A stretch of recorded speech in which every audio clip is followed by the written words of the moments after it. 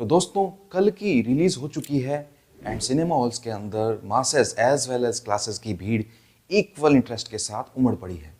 अभी लोग ये बात नहीं कर रहे हैं कि मूवी का कलेक्शन 500 सीआर जाएगा या फिर 1000 सीआर जाएगा, बल्कि अभी तो लोग ये गेस कर रहे हैं कि whether Prabhas will beat Pathaan और he will beat Animal, whether it will beat KGF और इट विल बीट पुष्पा। दोस्तों ये जो मेरा वीडियो है ये प्रभास के हेटर्स और उनके लवर्स दोनों के लिए है। अब ये बात तो प्रभास के हेटर्स भी मानेंगे कि इस वक्त आज की डेट में प्रभास शाहरुख खान से भी बड़ा स्टार है। He is a true pan India star. उसके लेवल का, उसके स्टेचर का कोई स्टार इस वक्त इंडिया में मौजूद नहीं है, भले ही उसकी रिसेंट मूवीज कितनी भी बड़ी फ्लॉप रही हो। And whether you believe it और नॉट, बट यही एक मूवी है जो बाहुबली द कंक्लूजन के रिकॉर्ड को चैलेंज कर सकती है। दोस्तों बाहुबली द कंक्लूजन के बाद प्रभास ने गलतियां ही गलतियां की हैं। सो स्टार्टिंग विद बाहुबली 1 के बाद प्रभास को 2 बॉलीवुड मूवीज ऑफर हुई थी जो उसने साइन की।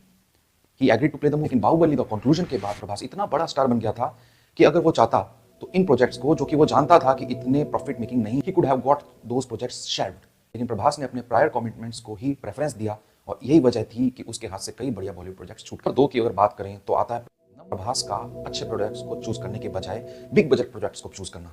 तो एक तरह से कह सकते हैं कि प्रभास का अच्छे प्रोजेक्ट्स को हाँ ना बोल पाना और खराब प्रोजेक्ट्स को ना बोल पाना ही प्रभास के फेलियर की एक बहुत बड़ी वजह है।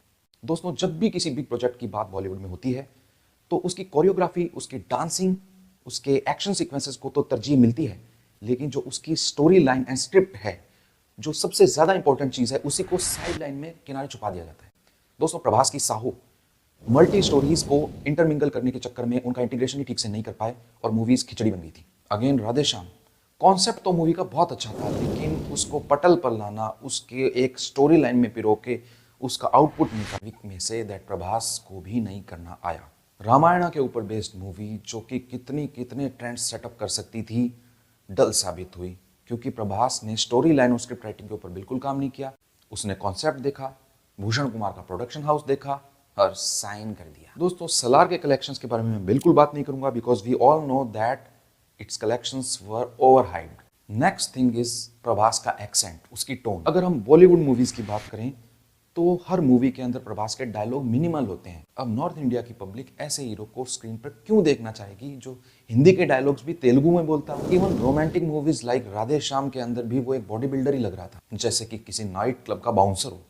प्रभास को पता नहीं क्या कीड़ा है कि उसको हर हालत में भगवानों के ऊपर या फिर किसी सुपर नेचुरल। प्रभास की इमेज इस वक्त इतनी डाउन हो चुकी है कि वो इतनी बड़ी मूवी को सिर्फ अपने कंधों पर लेकर नहीं चल सकता। And that's why to support him Deepika Padukone, Amitabh Bachchan and Kamal Haasan is there. So let's hope that Prabhas may recreate his magic. दोस्तों वीडियो पसंद आया तो लाइक ठोक दीजिए, मेरे चैनल को सब्सक्राइब कीजिए और घंटी दबा दीजिए।